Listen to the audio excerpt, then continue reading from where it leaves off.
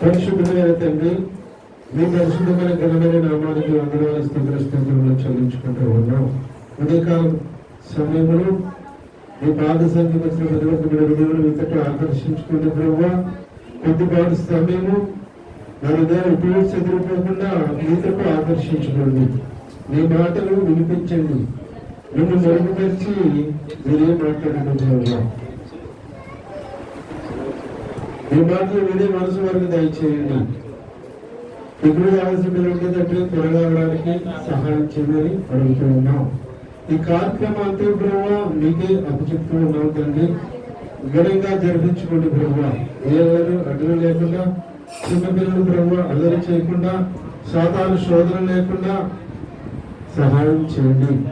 సర్వోన్నతుడా, దేవుని కుమారుడా, యేసుక్రీస్తు ప్రభువ, మీరు ఎక్కడుంటే అక్కడ అపవాదికి చోటు లేదు. మా సమయము రాక మునిపై మిమ్మల్ని నశింపజేస్తావా నాయన అని దేవుడు బ్రతమాడుతూ ఉన్నాయి. అలాంటి దైవ ప్రసక్తులు ధరికి రాకుండా, మా హృదయం గర్భిణి చేయకుండా ఏ వాక్యమని మనసు మాకు దయచేయమని అడుగుతూ ప్రార్థిస్తూ ఉన్నాను. నా ప్రార్థన విశ్రాంతికి చేర్చుకోమని యేసుక్రీస్తు వారి శ్రేష్టమైన నామములో అడుగు వేడుకుని ప్రార్థిస్తున్నాను పరమ తండ్రి. ఆమేన్. దేవునికి స్తోత్రములు. లేఖనాన్ని చదువుకుందాం. మొదటిగా యెషయా గ్రంథము 59వ అధ్యాయము 1 నుండి 8 వరకు మార్టిన్ బాబు చదివి వినిపిస్తారు.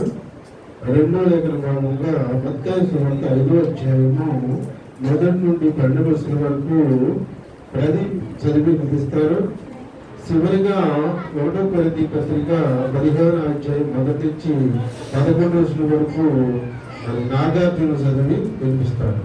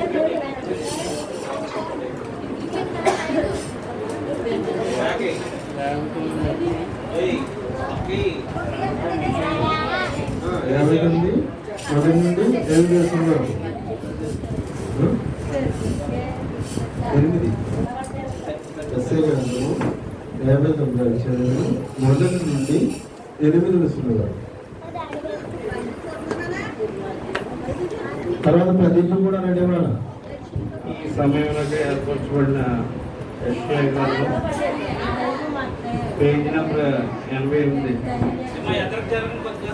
688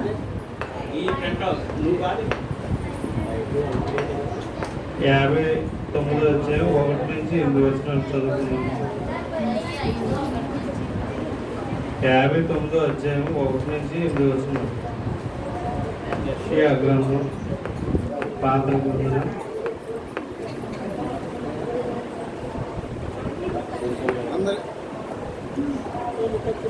అందరూ గ్రంథాలు తీసుకోండమ్మా. రక్షింప నేరక ఉండినట్లు యెహోవా హస్తము కొచ్చ కాలేదు, వెననేరక ఉండినట్లు ఆయన చెవులు మందము కాలేదు. మీ దోషములు మీకును మీ దేవునికి అడ్డముగా వచ్చాను కనుక ఆయన ఆలకించుచున్నాడు. మీ చేతులు రక్తం చేతను, మీ వేళ్ళు దోషం చేతను అపవిత్రపరచబడి ఉన్నవి. మీ పెదవులు అబద్ధములాడుచున్నవి. మీ నాలుక కీడును బట్టి మాట్లాడుచున్నది. నీతిని బట్టి ఎవడను సాక్ష్యము పలుకడు, సత్యమును బట్టి ఎవడను వ్యాజ్యమాడడు. అందరూ వ్యర్థమైన దాన్ని నమ్ముకుని మోసపు మాటలు పలుకుదురు. చెడుగుడును గర్భమును ధరించి పాపమును కొందరు వారు మిడనాగుల గుడ్లను పొదుగుతున్నారు. సాలుడు పురుగు వలన సాలుడు పురుగు వల వేయుదురు, ఆ గుడ్డలు తినవారు చచ్చును. వాటిలో ఒక దానిని ఎవడైనా త్రొక్కినలా విషసర్పము పుట్టును. వారి పట్టు బట్ట నేర్పకు పనికిరాదు. వారు వేసినది దంచుకొనుటకు ఎవరికి వినియోగపడదు. వారి క్రియలు పాపక్రియలే, వారు బలత్కారం చేయవారే. వారి కాళ్ళు పాపం చేయ పరిగెత్తుతున్నవి. నిరపరాధులను చంపుటకు అవి త్వరపడును. వారి తలంపులు పాప హేతుకరమైన తలంపులు. పాడును నాశనమును వారి త్రోవలో ఉన్నవి. శాంత ప్రవర్తనను వారు ఎరుగరు. వారి నడవడులలో న్యాయము కనబడదు. వారు తమ కొరకు వంకర త్రోవలు కల్పించుకుంటున్నారు. వాటిలో నడుచువాడవడను శాంతి ఉండదు. దేవుడి వాక్యంలో తెలుసుకున్నారు.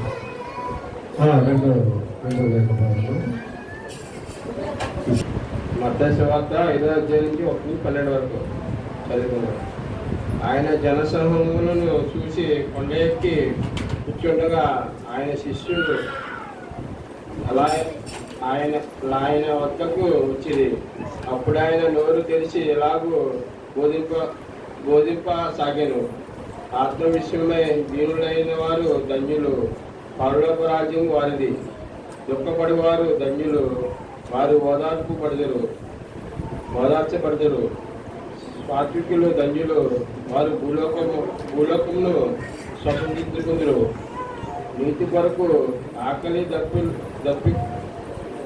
దప్పులు గలవారు ధన్యులు, వారు తృప్తిపరచబడదురు. కనికరం గలవారు ధన్యులు, వారి కనికరం పొందుదురు. హృదయ శుద్ధి గలవారు ధన్యులు, వారు దేవుని చూసిదురు. సమాధాన పరచువారు ధన్యులు, వారు దేవుని కుమారులు అనబడదురు. నీతి నిమిత్తము హింసింపబడిన వారు ధన్యులు, పరలోక రాజ్యం వారిది. నా నిమిత్తం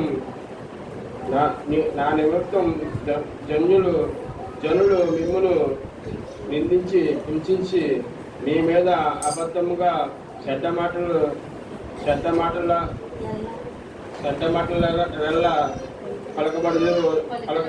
పలకబడినప్పుడు మీరు ధన్యులు. సంతోషించి ఆనందించి పరలోకమందు మీ ఫలము అధికమగును. ఇలాగున వారు మీకు పూర్వమందుబడిన ప్రవక్తల హింసించిరి. దేవుడు ఆమేన్. మా అనుగుణంగా ముగ్గురు చేత ప్రార్థన చేయగలం. దేవుడి యొక్క కార్యక్రమం చేసే చూసాము. వాహనం కూడా ఆపేశారు. అదొకసారి చెప్తాను. నేను స్తోత్రం. ఉద్యోగంలో అందరూ చెప్పండి ఒకసారి. మూడవ వాక్యంగా కొరింథీయులు 15వ అధ్యాయము 1 నుంచి 11 చదువుకుందామా. బైబిల్ చూడండి ఒకసారి. మరియు సోదరులారా, నేను మీకు ప్రకటించిన సువార్తను మీకు తెలియజేస్తున్నాను. మీరు దానిని అంగీకరించితిరి, దాని యందే నిలిచి ఉన్నారు.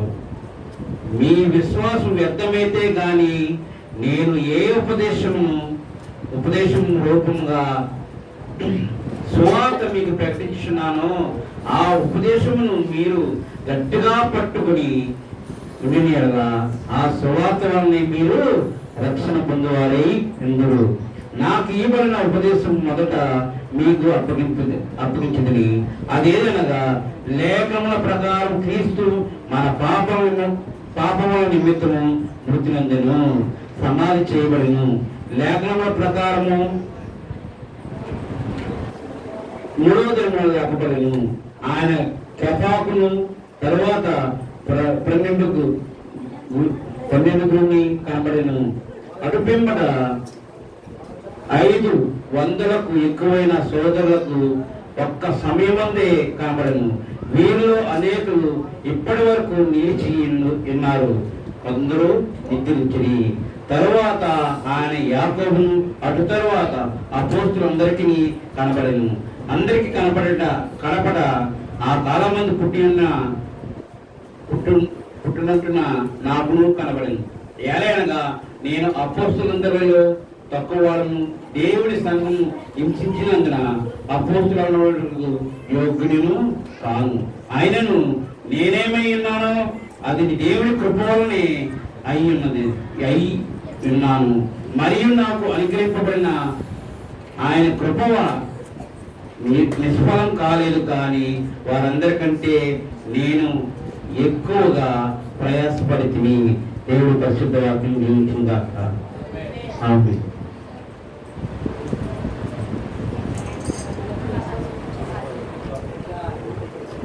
చదువు పడుకుందాం.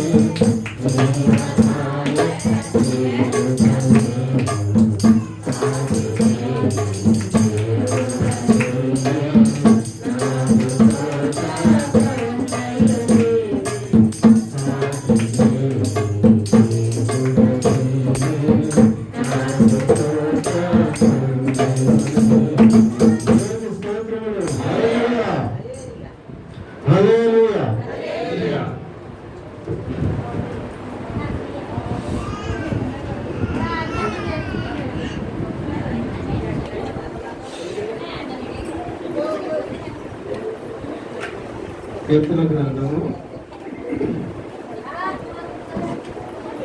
15వ అధ్యాయము 3వ వచనం. యెహోవా నీ గుడారంలో అతిథిగా ఉండదగిన వాడెవడు?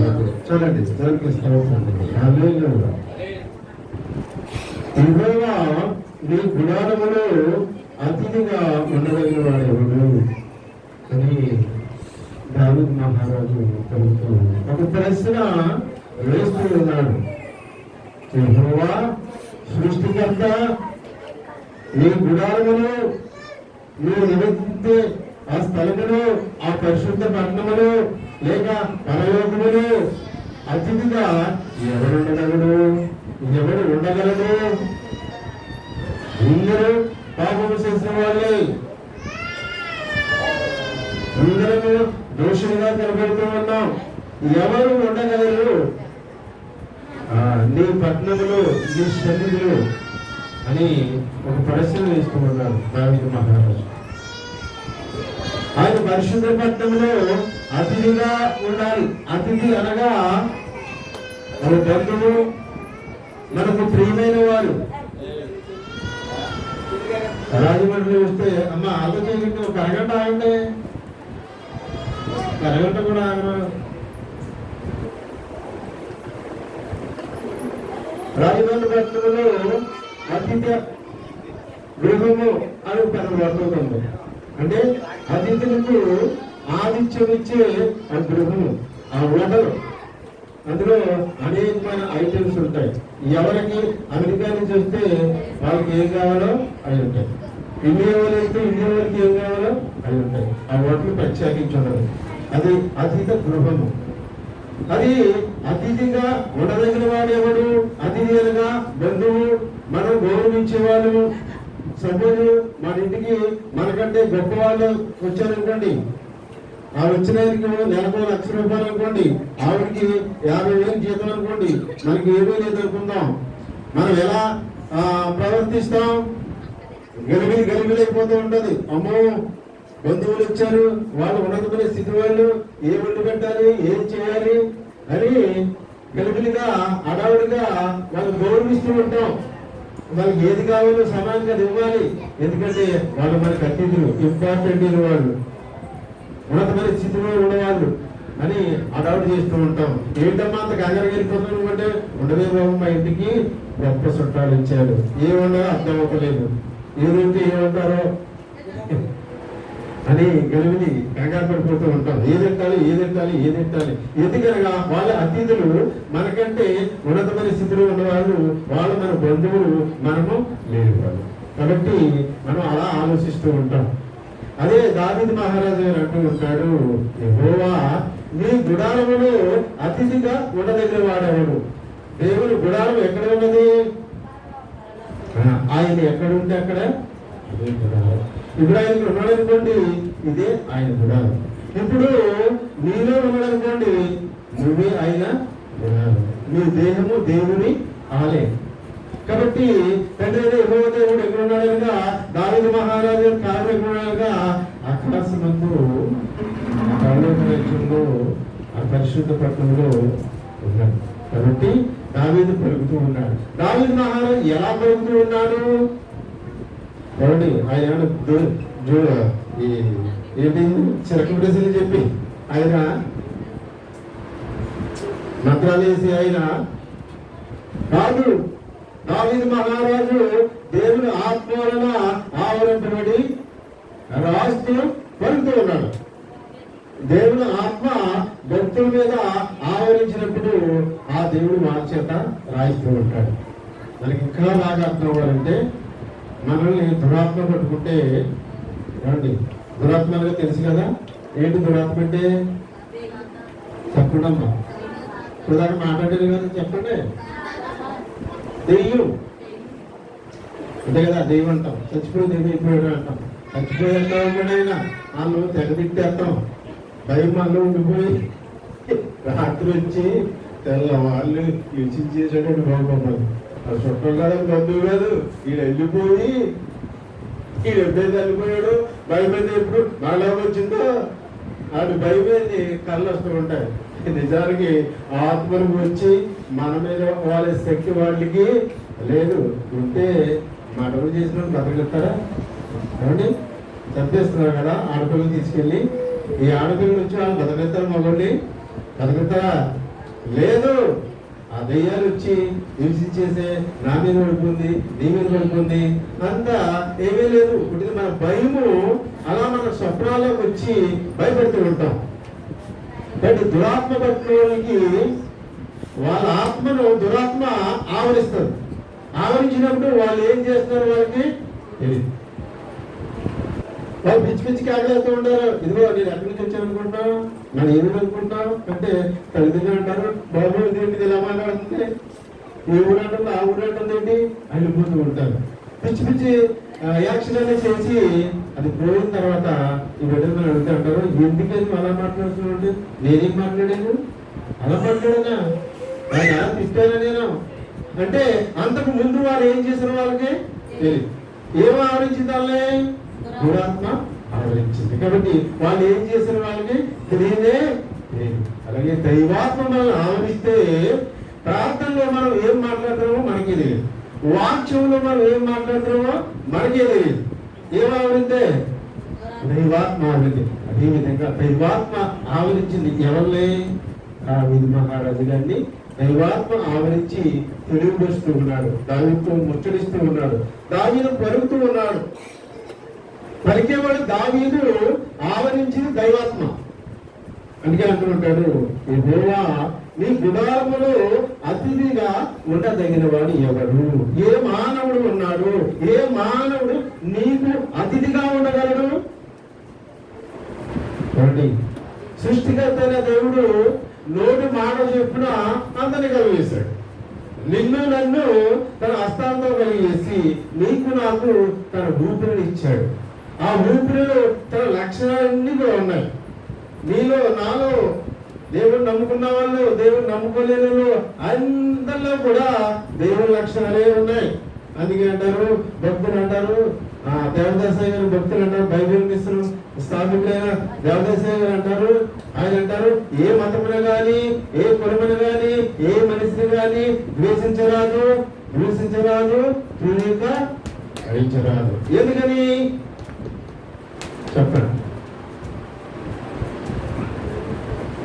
ఆయన విగ్రహాలను ఎక్కువ తండ్రి నాకు తుడిసే అని ప్రార్థన చేస్తున్నారు. అయినా వాళ్ళు మార్చే అని ప్రార్థన చేస్తారు. మన ప్రార్థనలో జాగ్రత్తగా ఉండాలి. తాగుమూతులు అంటే బాగుంటున్నారు. తను మాట్లాడుతున్నారు, ఇష్టం నేను తాగుతాను ఊసే ప్రార్థనిస్తాను. మన ప్రార్థనకు విలువందా? ఏమన్నా దేవుడు ఏ మనిషిని కానీ, ఏ మతంలో కానీ, ఏమండి మూడో చెప్తుందండి, ఏ మనిషిని కానీ, ఏ మతంలో కానీ మూడు ఉన్నాయి.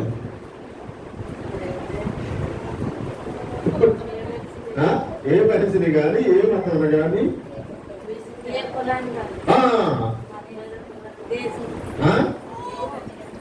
కులాన్నా మూడు చెప్పాడే. కాబట్టి ఎవరిని కూడా మనము తాగుతున్నారు కాబట్టి తాగుబోతు వాడిని వాడు తాగుబోతుండైనా వాళ్ళు మార్చేదా అనకూడదు.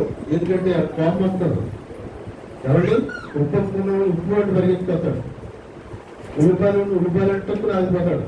ఉల్లిపాయలు అడగడం అది వ్యాపారం, అది ఉప్పుడు వ్యాపారం. అది ఆగుతారు, మర్యాదగా మాట్లాడతారు. తాగుబోతులు అంటామా కోపం వచ్చేసి అందులో మనం కొట్టదు కూడా. అదే రైస్ నాకు లేదు. ఒకవేళ నీకు ప్రేమ ఉంటే ప్రార్థన చేయి, నాయన మనం మార్చండి, సినిమార్పులు మార్చండి నాయన ఈ ప్రార్థన చేయగలి. అది గంటగా మనము మైకుల్లో అలాంటి ప్రార్థన చేయకూడదు. అందుకంటారు ఏ మనిషిని కూడా మనము దూషించరాదు, ద్వేషించరాదు, తృణీకరించరాదు. అందరిలో ఏముందంటే దైవ లక్షణాలు ఉన్నాయి. యెహోవా తండ్రి మనిషిని ఏ విధంగా చేసాడో రాసిందో ఆది కాండంలో తన స్వాస్థాలతో మట్టిని తీసి ఏమండి తన హస్తాలతో ఆయన చూసి ఆయన పోలికను మట్టికి ఇచ్చాడు. దేవునికి స్తోత్రము కలుగును గాక. ఎవరు పోలిక ఇచ్చాడు? ఆయన పోలిక ఇచ్చాడు నరుడికి. ఎవరికి? పురుషుడికి. నిద్రపోకూడదు, సూర్యబాబు నిద్రపోతున్నాం. నువ్వు కొంచెం లేకపోతే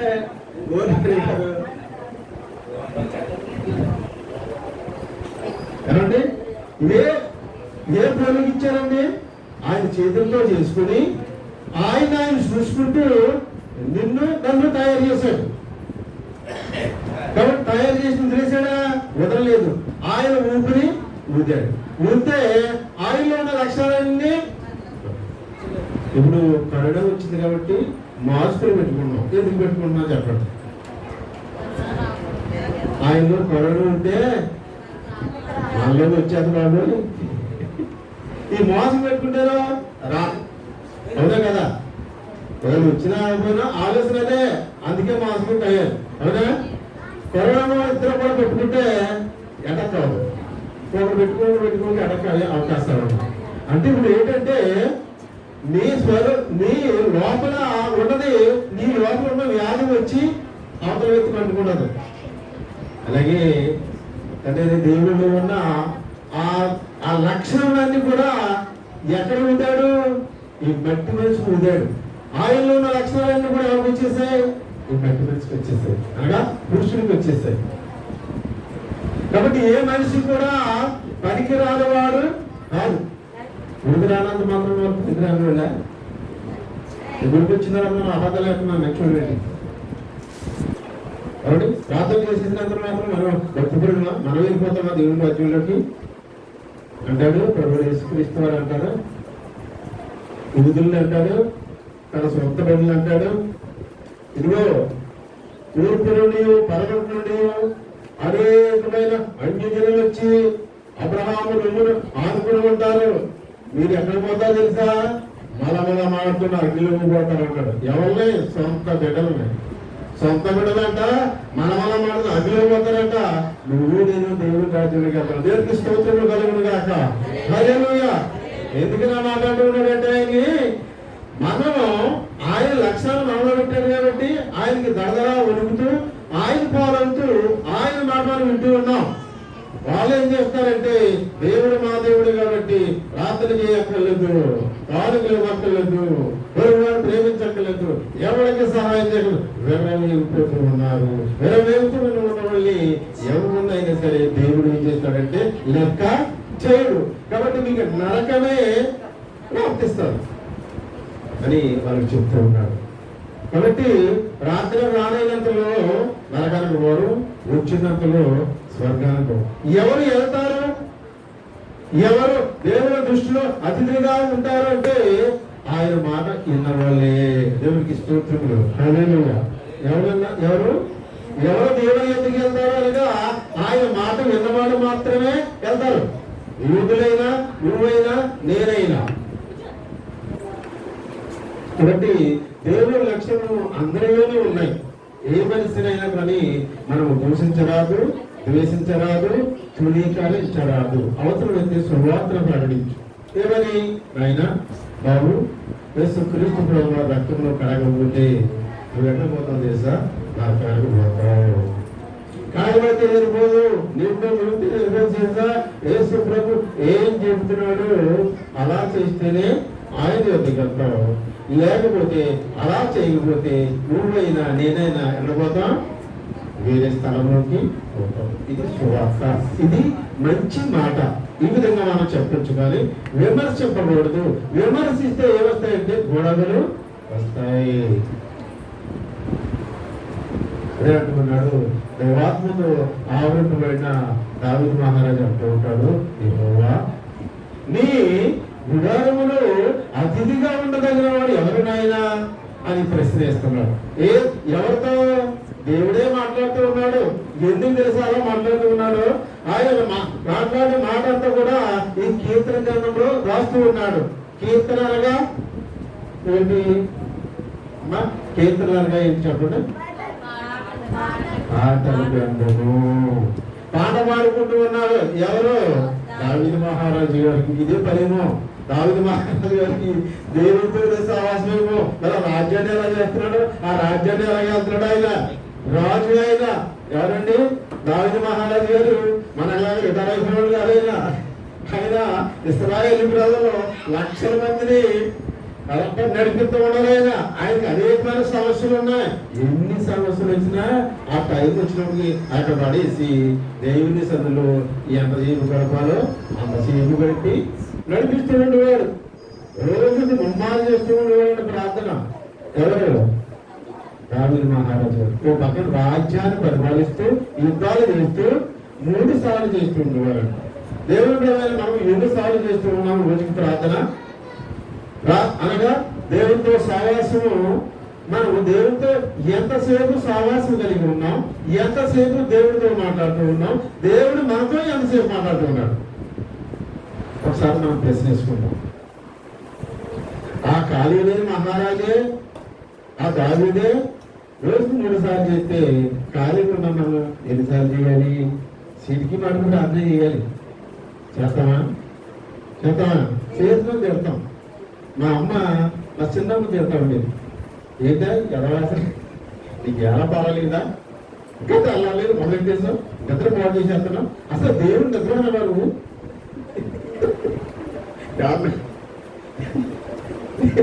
దేవుడు నిద్ర అనేవారు అంటే మన అమ్మాయి దేవుడు మంచి అనుకుంటాం. ఏమంటే పూర్వకాలం మనసు దూరం అంటే ఊరికే అప్పాలు మొదలంటారు. ఎవరో నచ్చడం ఆమె ప్రార్థన ఆమె కుమారుడు ఒక ధర్మదులుగా చేసి దానికి స్తోత్రములు. హల్లెలూయా. రామానందం గారు యోగ్యత కాదు, రామానందం గారు ప్రార్థన కాదు. రామానందం గారు అంటారు, అరే ఎలా అంటున్నాడు, ఎందుకు రానయ్యా నీకంటే ముందు వస్తాడు, ఎరుపోయి మాత్రం చల్లెత్తాడు. అది కనబడ్డ రామానందం గారు. రామానందం గారు ప్రార్థన కాదు, ఆ స్థితిగా వచ్చింది తన తల్లి ప్రార్థన కూడా తీసుకెళ్ళిపోయి పిచ్చోళ్ళగా ఆ మీటింగ్లో పెట్టింది. ఎన్నా ఎనకపోయినా అక్కడ ఏడవలసిందాడు. ఇంకా ఎనకపోయినా ఆశీర్వాదం వాళ్ళకి వస్తాయంటే వర్షం అయితే రాకుండా ఉండవా చెప్పండి, పడితేనరా ఇక్కడ ఒత్తిడికి ఆశీర్వాదం రాకుండా పోవా. నువ్వు విన్నా ఏమైపోయినా ఆయన అంటాడు, నా సన్నిధిలో గడిపితే నీకు రావాల్సిన దేవుళ్ళు నేను ఇచ్చేస్తాను. నీకు ఇష్టం ఉన్నా ఇష్టం లేకపోయినా నీకు భాగ్యం నేను ఉండనా. అవి చెప్తున్నారు మాట దేవుడు చెప్తున్నారు. రాత్రి చెప్పారు కదా, చెప్పారు కదా రాత్రిని కాబట్టి ఆయన సరే ఇష్టం ఉన్నా లేకపోయినా నిద్ర అయినా వచ్చినా ఏది కావాలని ఇచ్చేస్తాడు. ఒకవేళ అంతా లేకపోతే పరలోక రాజ్యంలోకి ఎలా పోవచ్చు. నువ్వు తానుకి ఇచ్చేవరకు తిరిగి నీకు ఇచ్చేస్తాడు. ఏ ఉద్యోగం రూపంలోనూ ఏ రూపంలోనూ. నువ్వు కష్టపడ్డావనుకో నీ శరీరానికి శక్తి ఇస్తాడు. నువ్వు కష్టపడి ఆలయంలో పనిచేస్తే నువ్వు బలం ఇస్తాడు, నీ ఆశను పెంచుతూ ఉంటాడు. నువ్వు ప్రార్థన చేస్తే సచ్చిదాన్ని లేపుతాడు. చచ్చిపోతుంది, సరిపోతే అయిపోతుంది అన్నారు. శుభం లేదన్నాడు. చేయబట్టిన ప్రయత్నం ఏం చేస్తాం. మనం చెయ్యని బాబు చచ్చిపోయినాడు ఏం చేస్తాం అంటే ప్రయత్నం.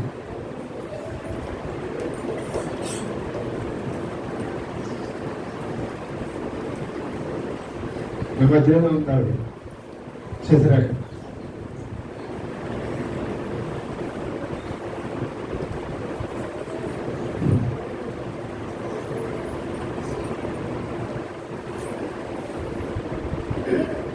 కాబట్టి ఆయన ప్రార్థన చేసిన వృధా కాదు, ఆయన వాక్యం చదివిన వృధా, ఆయన ఆలయంలోకి వచ్చి సిగరెట్ చూసిన వృధా.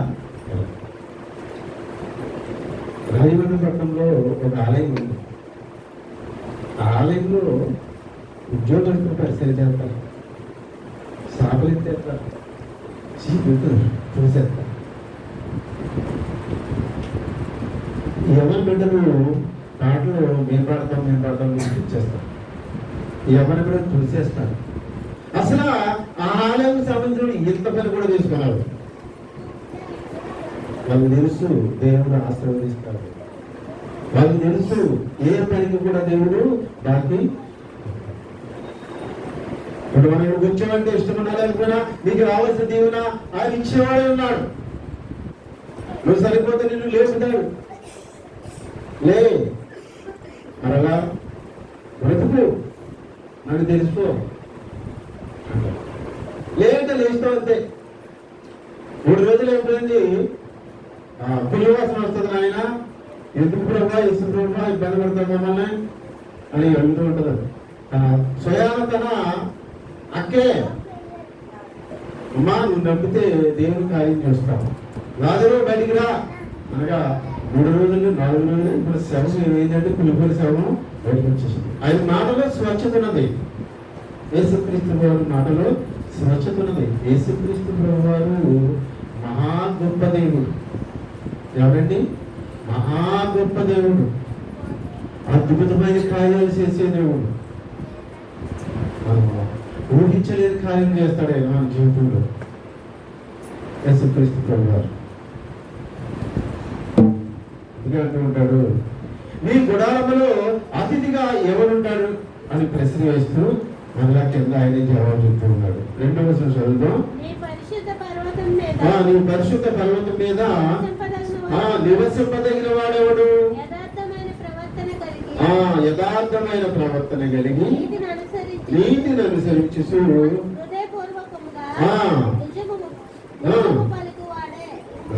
చూసారా, యథార్థమైన ప్రవర్తన కలిగి నీతిని అనుసరించు హృదయపూర్వకముగా నిజము పలికివాడు. దేవునికి స్తోత్రములు. కావలసిందంతా దేవుడు యథార్థవంతుడు, ఆడిన మాట తప్పనివాడు దేవుడు. ఆయన చెప్తున్న మాట ఏంటంటే యథార్థమైన ప్రవర్తన కలిగి ఉండాలి. యథార్థం మీలో ఉండాలి.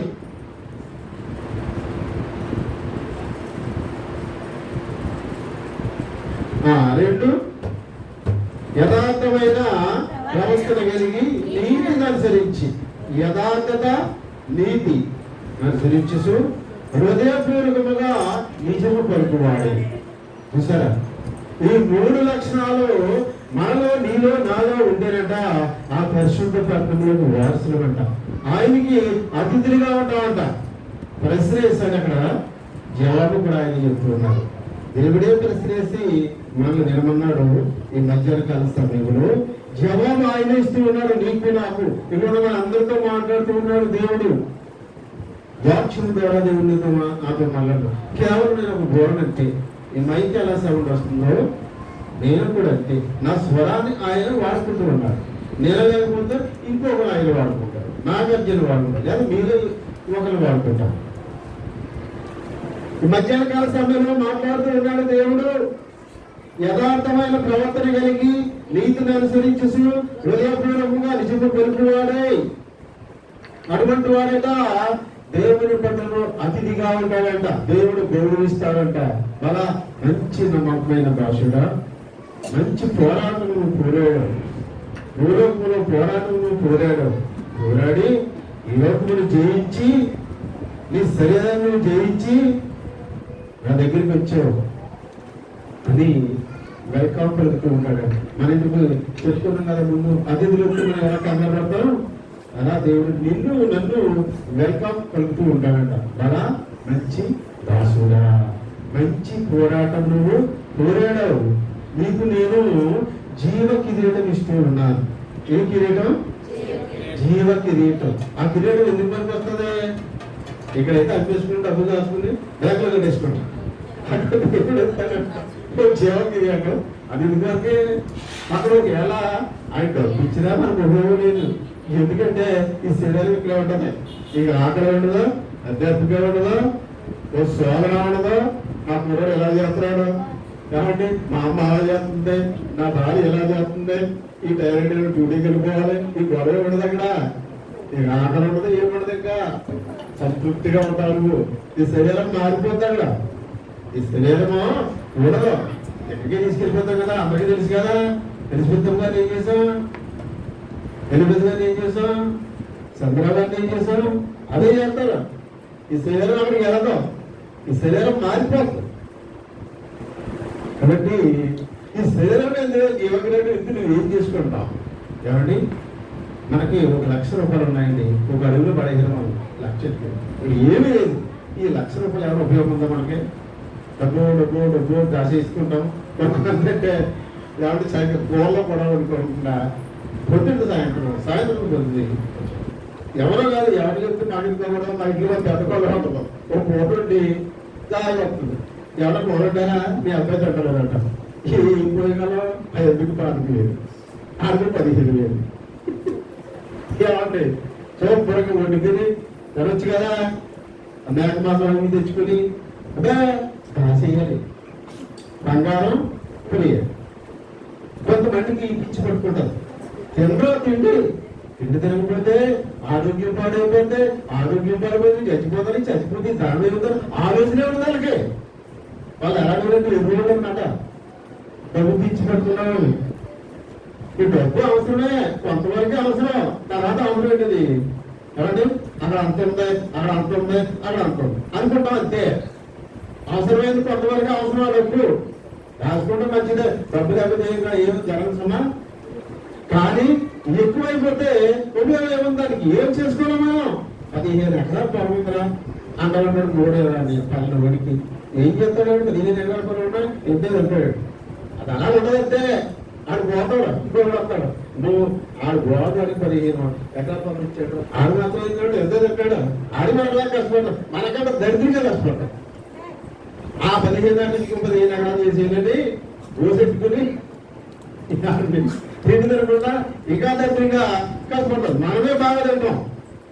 ఒక ఆయన అంటూ ఉన్నాడు, ఎవరో కాదు, వెంకయ్య గారు మీకు తెలుసు కదా. అప్పటికని వెంకయ్య గారు తెలిసిన తెల్లా ఆయన రిజిస్ట్రేషన్కి వెళ్ళినప్పుడు అన్నాడు, ఏదో మాట వచ్చింది, మాటలో వచ్చి భోజనం చేసేసి వచ్చేది అన్నారు. భోజనం ఎందుకంటే వాటిలో చేస్తాం, వాటిలో చేస్తారా ఎక్కడ అయిపోతాయి మీకు, మీ ఇలాగ అయితే మేము బతకలేము, ఏమి సంపాదించలేము, అసలు డబ్బు లెక్క చేయరా బాబు, ఎవరైనా మనల్ని కూడి పని చేసుకునేవాడు.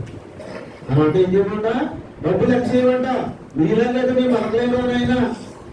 కాబట్టి మనం ఏం చేస్తాం, సంతృప్తిగా తింటాం, మన పిల్లలు సంతృప్తిగా పెడతాం, ఎవరు కూడా పెడతాం. వాళ్ళు ఏం చేస్తారు, అన్ని ఆఫ్ చేసి ఎక్కువ దాచి తక్కువ తింటారు, ఏదో రాగం వచ్చి చేస్తారు. ఆడపడితే అలాగే ఎదుగుతాడు, ఆడమంది తింటాడా చెప్పడు. ఇప్పుడు ఇలా చేస్తామన్నారు ఇక్కడ వ్యక్తులు. నా చిన్నప్పుడు చూశాను, వాళ్ళు నాకంటే చిన్నవాళ్ళు, నాకంటే ముసలి కింద ఉంటారు. ఇద్దరు వ్యక్తులు వెళ్తారు, ఎవరు అని వేరే తెలియదు, గొప్పరా గొప్ప. ఆ నాన్నగారు అలాగే వెళ్ళేవాడు, వీళ్ళు అలాగే వెళ్తున్నారు. అర్థవుతుందా, సరే బట్ట ఉండదు, ఏముండదు, ఉసురు ముసలి అయిపోయింది, పల్లెటూరు వరకు పోయి ఏకా మాట్లాడమా, మనకంటే ఉండాలి కదండి వాళ్ళు. చూసారా, వీళ్ళు ఆశ ఏంటంటే ఇంకా ఆశ చేయాలి, డబ్బు కలిసి ఎక్కడి నుంచి వస్తుంది, ఎక్కడి నుంచి వస్తుందో తెలుసు, అది ఏమవుతుంది, ఇది బాయ్ నువ్వు ఆరోగ్యం నుండి దాచుకో, నువ్వు తెలుసుకుంటే ఏం చేస్తావు, నువ్వు చెప్తే ఏం చేస్తావు. ఈ విషయం చాలా మందికి కాదు, దాతా ఉంటారు ఉంటే ఎప్పుడో కొట్టుకుపోతాడు. తల్లి దాచేస్తుందంట, యూట్యూబ్ పెళ్లి కోసం, యూట్యూబ్ కట్టల కోసం దాచిందా, అది పెళ్లి చేసింది. ఒక ఆయన ఒకటే కూతురు పెళ్లి చేసింది, పెళ్లి చేసి బలవంతం ఇచ్చేసింది. మేము పెద్దలాగా ఉన్నప్పుడు నిజం చెప్తున్నాను, ఇచ్చేస్తే ఆడపేద తాగుతులు పెట్టాడు. భార్య భర్త మాట ఏంటది కదా, ఎవరో కానీ అనుకుంటూ ఉంటారు. ఏమండి భర్త భార్య ఉండే కదండి, వింటారు చాలా మంది, తక్కువ మంది అనుకోవచ్చు, కానీ పెద్ద ఒక్కరు కూడా ఇంకో మనం వ్యాపారం చేస్తాం, బట్టల వ్యాపారం చేస్తే ఎందుకంటే మీ 5 ఎకరాలు 10 ఎకరాలు కూడా పడేస్తాం, ముందు 5 ఎకరాలు అనుకొచ్చి బట్టల వ్యాపారం నుంచి 10 ఎకరాలు కూడా వేస్తాం. నిజానికి కూడా 5 ఎకరాలు అనుకొచ్చేసింది. బట్టల వ్యాపారం పెట్టాడు, అందులో మంది పనులు పెట్టాడు, ఇప్పుడు తాగేస్తున్నాడు, తిరిగేస్తున్నాడు. ఆ పనులు ఇవి తాగేసి తిరిగితే ఆ పనులు పక్కలు కాపేసుకుంటున్నారు, నెలొచ్చిన జీతాలు అడిగి వెళ్ళిపోతారు. అయిపోయింది, 5 ఎకరాలు అయిపోయింది. ఆ తల్లి తండ్రి నా కుమార్తె కోసం దాచిపెట్టింది ఊరు ప్రేమిలోని వచ్చి సర్వనాశనం చేసిపోయాడు. ఇది నిజ జీవిత చరిత్ర. అది మనం ఆలోచన చేసుకోవాలి. మన కడుపును మార్చుకుని, మన యాదను మార్చుకుని, మన సుఖభోగాలు మార్చుకుని దాచుకోవడం కాదు. ముందు నువ్వు తిను, నువ్వు దర్శనకు ఉన్నదని పిల్లలకి దాయి. ఆ తల్లి అలా చేసింది, తల్లి చూడలేదు. వీడేం చేసిందంటే సర్వనాశనం చేసి డబ్బు అయిపోయింది, ఎక్కడికో పోయాడు. ఆమె ఏమైంది తెలుసా, చివరికి ఎవరో తిండి పెట్టుకోవడం లేక అడుక్కుంటూ ఉంది. లోకవరం బస్ స్టాప్ లో అడుక్కుంటూ ఉంది. నేను చూస్తాను అడిగిన ఏంటి, మా ఇంటి ఎదుర్కొన్నా ఉన్నా ఈవిడికి ఈ పరిస్థితి ఏంటండి అంటే ఆమె చెప్తుంది, అసలు కదా అసలే చూసారా ఎవరి జీవితాలు ఏ విధంగా ఉంటున్నాయో. కాబట్టి డబ్బును ధనమును దాచవచ్చు, కానీ మన అవసరాలకు ఉపయోగపడి ఉండాలి. దేవుని వాక్యం సెలవుస్తుంది, నీ అవసరాలకే కాదు కానీ నీ పొరుగువాడి అవసరాలకు కూడా తీర్చు. అందుకంటే ముందు నీ దగ్గరకు కూడా తీర్చు, నీ అన్నదమ్ములకు కూడా సహాయం చేయి అని దేవుని వాక్యం సెలవుస్తుంది.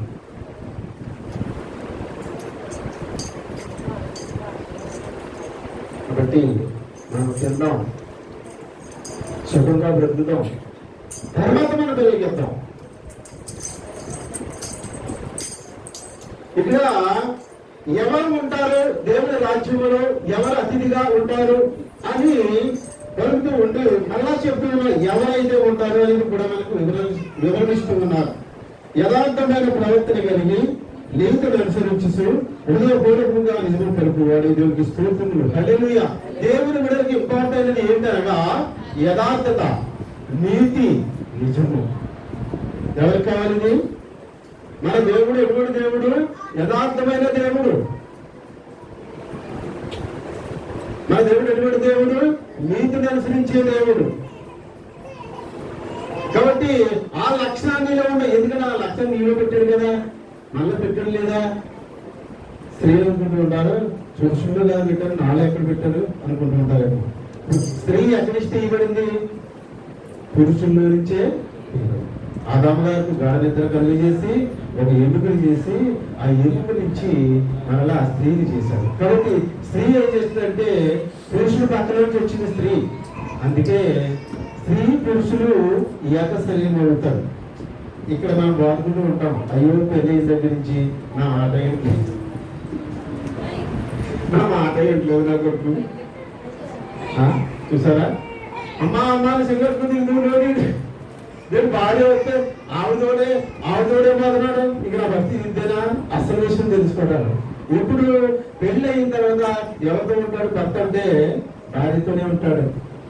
భార్య భర్తలు ఇద్దరు కూడా ఏక శరీరము. ఎందుకంటే మరి ఈవిలో ఎముక ఆయనలో నుంచి ఎముక ఈవిలోకి వచ్చింది కదా, ఆ ఎముక అందులో పోతామాట.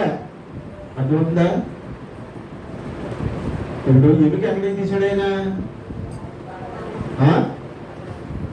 ఆదాము గారిలో తీసాడండి. తీసి ఎవరి తయారు చేశాడు? ఇప్పుడు అవ్వమ్మ గారు ఆదాము గారి దగ్గరికి వెళ్తేనే ఆయన ఎముక కలుపుకున్నట్టు. ఈవిడ వెళ్ళకపోతే ఆయనకి ఒక ఎముక తక్కువ అన్నమాట. తిరుగుతూ ఉంటాడు, ఎక్కడా నా ఎముక, ఎక్కడా నా భార్య, ఎక్కడా నా భార్య. ఎముకలలో ఒక ఎముకగా తీస్తాడని పాఠం ఉంటుంది. ఎక్కడుంది నా భార్య, ఎక్కడుంది భార్య అంటే ఎక్కడ ఉంటది ఎముక? గోదావరి దాటేసా లంకలో ఎక్కడో ఉంటది. ఆ ఎముకలు పట్టుకొచ్చి మేము పెడతాం. అప్పుడు 10 కోట్లు అవుతారు అన్నమాట. ఇద్దరు ఉండైపోతారు అన్నమాట. అప్పుడు తల్లిదండ్రులు మనం ఏడుస్తూ ఉంటాం, నా మాట లేదు, నాకు పెడతలేదు, ఉంటుందంట. ఇంత బిడాయి పొగడు వచ్చి నాకే ఇంటివాడు పిల్లల దగ్గర నుంచి నానే నుంచి దాటుకుంటా అలా అడిగేస్తున్నాడు. మరి ఎవరికి ఇస్తాడుగా? ఎముక ఎక్కడుందా అక్కడికి పోతాడు. కాబట్టి ఎవరు భర్తలో మాట, ఎవరు భార్యల మాట, ఎవరి భార్య వాడు భర్త వింటాడు. ఇది నగ్న సత్యం, ఇది దేవుని ఏర్పాటు. తల్లిదండ్రులు మనం అలాగే బాధపడతాం. ఎందుకంటే మరి మన సోదరుడు ఇప్పుడు చూడలేదు, నడుతున్నప్పుడు పడిపోతే ఇంకెలా చూడటం, పడిపోతాం ఇంకంతే మనం బతికంతే. కానీ దీని పెళ్లి చేసే వరకే మనం బతికంతే. తర్వాత ఆ దైవము ఏమండి, ఆ దైవం చేయాలి మనకి.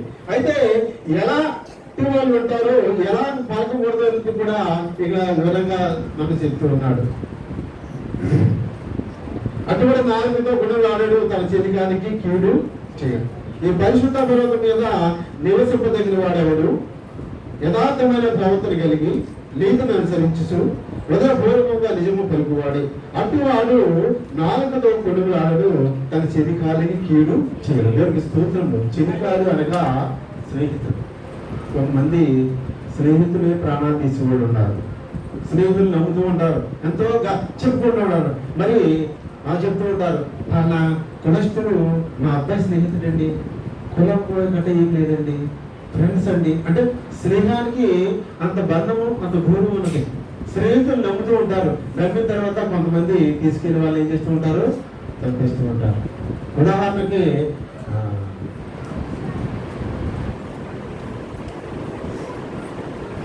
రత్నం గారు బంధువులు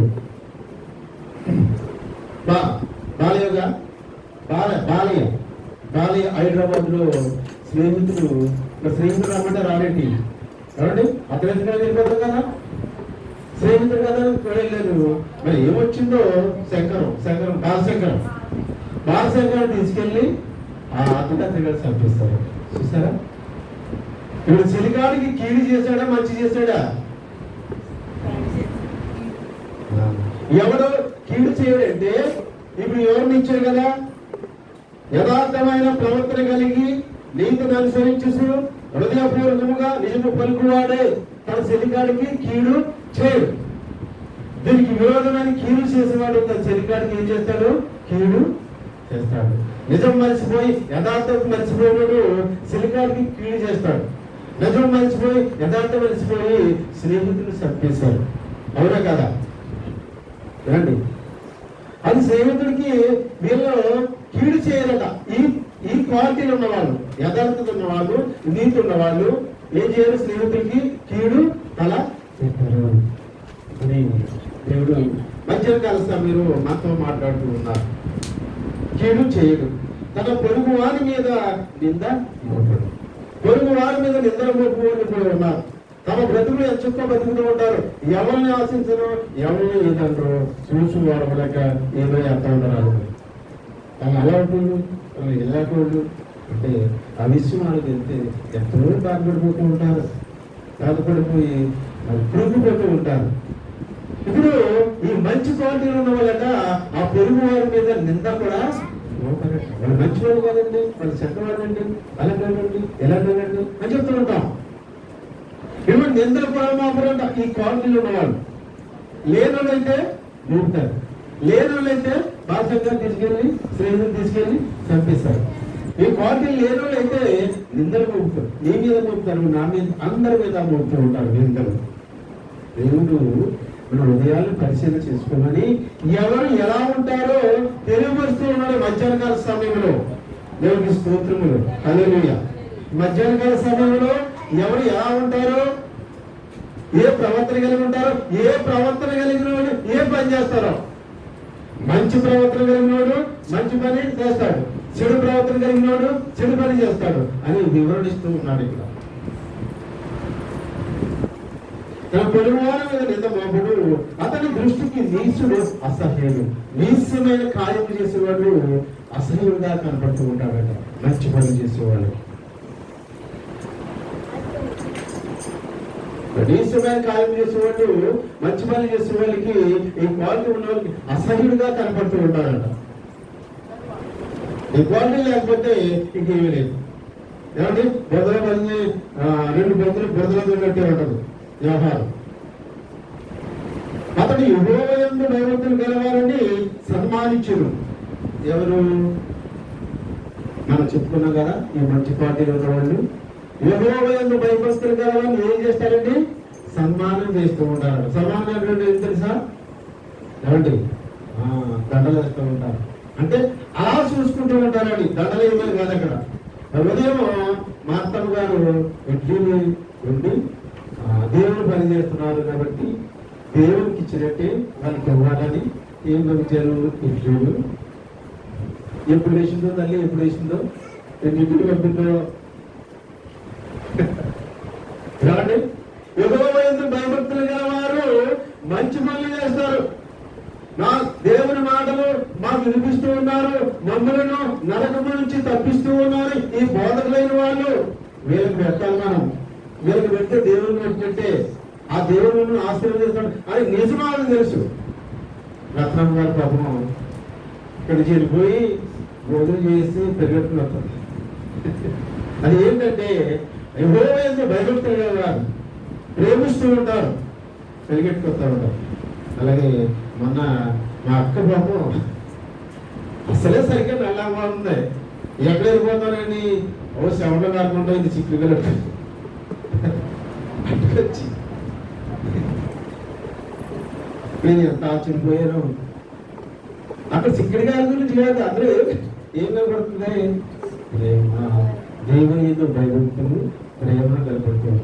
నిజంగా చిక్కుడు గారు అంతగా కాదనే ఉన్నాయి. ఎప్పుడు మా ఆవిడ ఏం చేద్దాం, వీలుంటే సారు కూడా కుక్కర్లే కాసారు, అంత బతకం. ఎందుకు అంత చెప్పిన నెక్స్ట్ అంటే సార్ కుక్కర్లే. అటువంటి ఏం చేసిందంటే, ఇగో మా అక్క ఇంత కష్టపడేకి వచ్చిందో మర్చిపోయిన మాట చెప్పడం.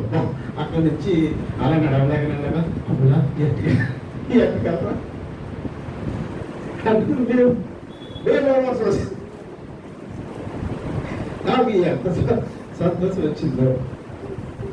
కాబట్టి దేవుని బిడ్డలను ప్రేమించిన వాళ్ళు చేసే పనులు ఇలా ఉండమంటే దాంట్లో ఉండిందండి కూడా ఎలా ఎందుకు ఉండిందో అంటారు. నిజంగా చికెన్ గారు మొదలు మా అన్నయ్య చేసాడు, అందుకే అలా ఉన్నాడు, చెట్లు కాసాడు. కానీ మీ అన్నయ్య అయితే చెట్లు కాస్తాయా కాయ ఎప్పుడో కుక్కర్లో ఉంటుంది. ఏం చేసింది, దాంట్లో ఉంది కాబట్టి ఇప్పుడు చెప్తే చూడండి, కుక్కర్లో ఎంత మంచి కూర వేసుకున్నా టేస్ట్ ఉంటుంది. మీకు తెలుసుకో, ఇక్కడ తెలుగు చెప్తాను. ఎంత మంచి కూరండు ఆ ప్రభు చూసి ఆ మేకని ఉడుకుతాడు అంతది టేస్ట్ ఉండదు దాకలో ఉండి చూడు ఎంత మధురంగా ఉంటుందో ఆ చిక్కులు గారు కూడా అలాగే ఉన్నాయి ఎంత మధురంగా అంటే లేతగా ఉన్నాయి చాలా మధురం కూడా నేను ఎప్పుడు దాకలో ఉందంటాను నేను ఆగిలా పోయిన తర్వాత అందులో నుంచి ఈ నుంచి ఎక్కడ ఉండో దాకలో ఉంటాను నాకు తెలుసు దాకలో ఉంటుందో ఎక్కడ ఉంటుందో టేస్ట్ మారిపోతుంది కాబట్టి దేవుని ఎందు భయభక్తులు గల బిడ్డలు యెహోవా ఎందు భయభక్తులు గల వారు ఈ మంచి క్వాలిటీలు ఉన్న వాళ్ళు ఆ యెహోవా ఎందు భయభక్తులు గల వారికి ఆ సేవకులకి ఆ పని చేస్తున్న వాళ్ళకి సహాయం చేస్తూనే ఉంటారు. మొన్న సత్య నిమ్మకాయలు కోసుకొచ్చి ఆ పక్క నుంచి నాన్న ఈ పనికి వెళ్ళండి ఇది నిమ్మకాయలు కోసుకుని పట్టుకొచ్చి ఏంటంటే వాళ్ళ ప్రేమ దేవుని పని చేస్తున్నారు దేవునికి ఇవ్వాలి తర్వాత మా ప్రభువులు కూడా కాబట్టి అలా ఇంకా చాలా మంది ఉన్నారు తెచ్చిచ్చేవాడు పేరు మర్చిపోయారు దేవునికి ఏంటంటే కాబట్టి యెహోవా యందు భయభక్తులు గల వారు ఏం చేస్తూ ఉంటారు మంచి పనులు చేస్తూ ఉంటారు.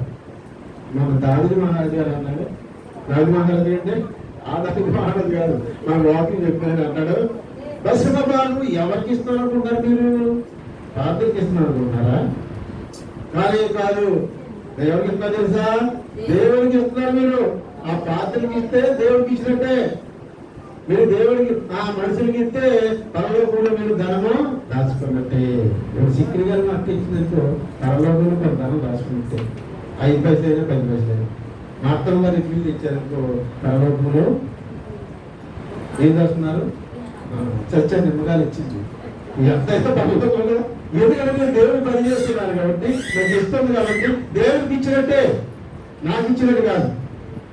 చాలా మందికి ఇవ్వడం తెలియదు ఇస్తే దేవుడికి ఇస్తే మరి ఆయన మనకు తిరిగి ఇచ్చేస్తూ ఉంటాడు రెండు సంతోషిస్తూ ఉంటాడు కష్టపడి పని చేస్తున్నాడు నా నామాన ప్రకటన చేస్తూ ఉన్నాడు వాడు సంతోషం పెడుతూ ఉన్నాడు అని మిమ్మల్ని కూడా ఆయన సంతోషపెడతాడు.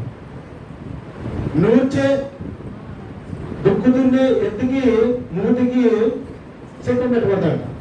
మేము మా చిన్నప్పుడు నూర్చేవారు ఎరై అన్న గారికి బాగా తెలుసు ఏంటది కుక్క నూర్పు ఆవులు పెట్టి ఎడ్డులు పెట్టి పూతులు పెట్టి నేర్చి అది మూతులకి చిక్కాలు కట్టేవారు తిప్పుతూ ఉండి అవి కష్టపడుతూ ఉండి ఉసూరుమంట నీళ్లు కారుతూ అలా తిరుగుతూనే ఉండి ఆ రైతుకి కష్టపడుతూ ధనాలు సమకూరుస్తూ ఉన్నాయి కానీ కష్టపడిన దానికి ఆ రైతు ఏం చేస్తున్నాడంటే తిండి పెట్టలేదు. అది ఏడుస్తూ ఉంది నాయనా సృష్టికర్త నన్ను చూసా ఎలా వాడుకుంటున్నాడు ఈ రైతు తిని అర్హత లేదు నాకు పని చేసే అర్హత ఉందా నాకు అని అట్లా కొల్లం తీలుస్తూ ఉండి అలా తిప్పుతూ ఉండేవాడు. అది దేవుని వాక్యం చెప్తూ ఉంది. మరి నూర్చే కుప్ప నూర్చే ఎద్దుకి మూతికి చిక్కులు పెట్టద్దు ఆ ఎద్దు తింటూ పని చేయాలి. ఏం చేయాలి? తింటూ పని చేయాలి. అప్పుడే ఆ యజమానికి ఆశీర్వాదం. తినకుండా మూతికట్టి నువ్వు పని చేసుకుంటే ఆ యజమానికి ఆశీర్వాదము ఉండదు శాపమే అన్నారు. ఎండలు రాకపోయినా శాపమే ఆశీర్వాదము ఉండదు. కాబట్టి మరి దుక్కు నూరుస్తున్న ఎద్దు మూతికి ఏ పని పడుతూ చిక్కము ఎక్కడ పడుతుంది అది ఏడుస్తూ దొరుకుతూ ఉండదు. అలాగే దేవుడు వాక్యం ప్రార్థన చేస్తున్న వారికి వాళ్ళు సంతోషంగా పంపించాలి. ఎందుకంటే దేవుని వాక్యం చెప్తున్న వాళ్ళు మిమ్మల్ని నరకము నుంచి తప్పించే మార్గంలో బోధిస్తూ ఉన్నారు. వాళ్ళు వాక్యం నరకం నుంచి తప్పించడానిక లేదా సాధారణంగా చెప్పుకోవడానిక చెప్పండి.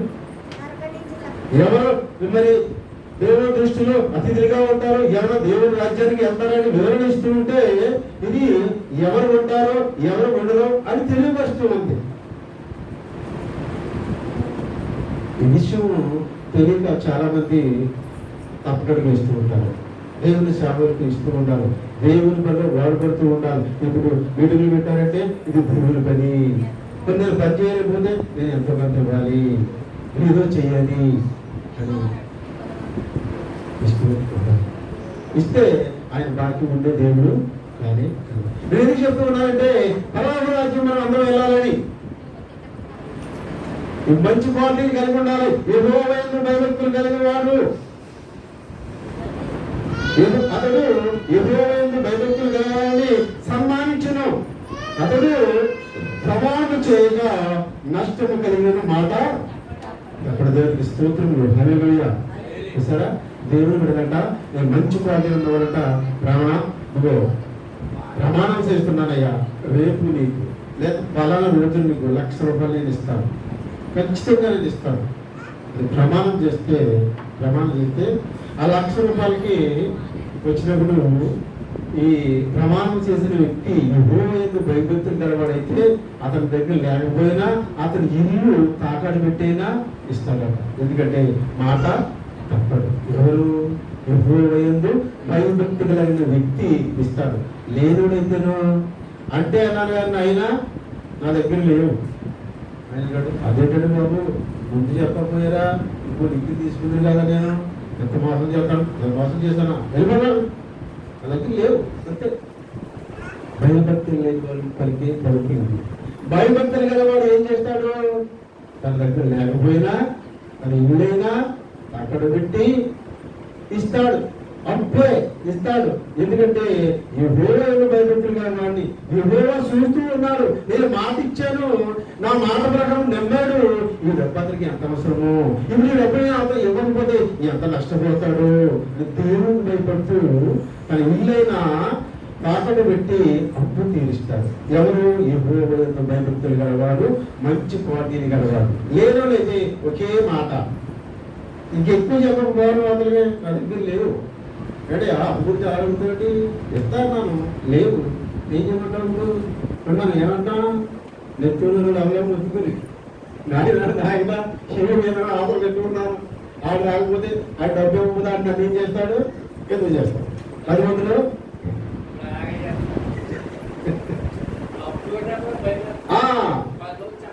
అతడు యెహోవా యందు భయభక్తులు గలవాడని సన్మానించును. అతడు ప్రమాణము చేయగా నష్టము కలిగిన మాట చెప్పడు. తన ద్రవ్యము వడ్డీకి ప్రార్థన సరిపడే లక్ష్యము ఇచ్చును.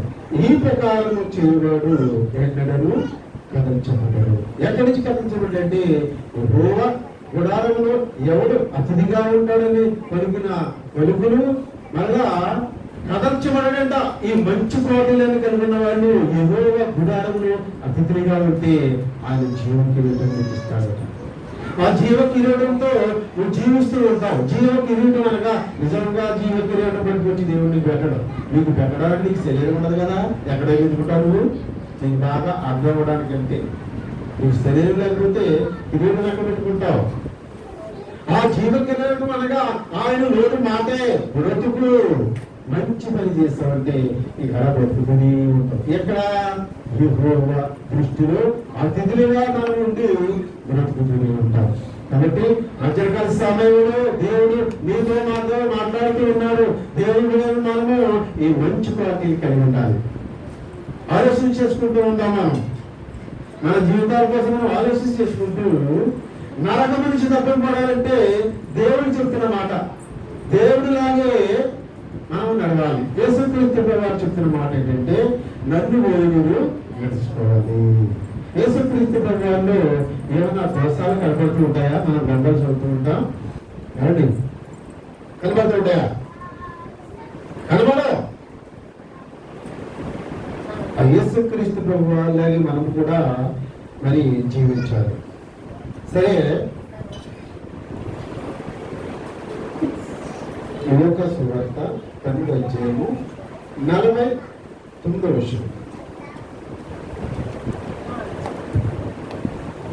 మనకి ఎందుకంటే భోజనాలు ఇక్కడే ఉన్నామంటే రెడీగా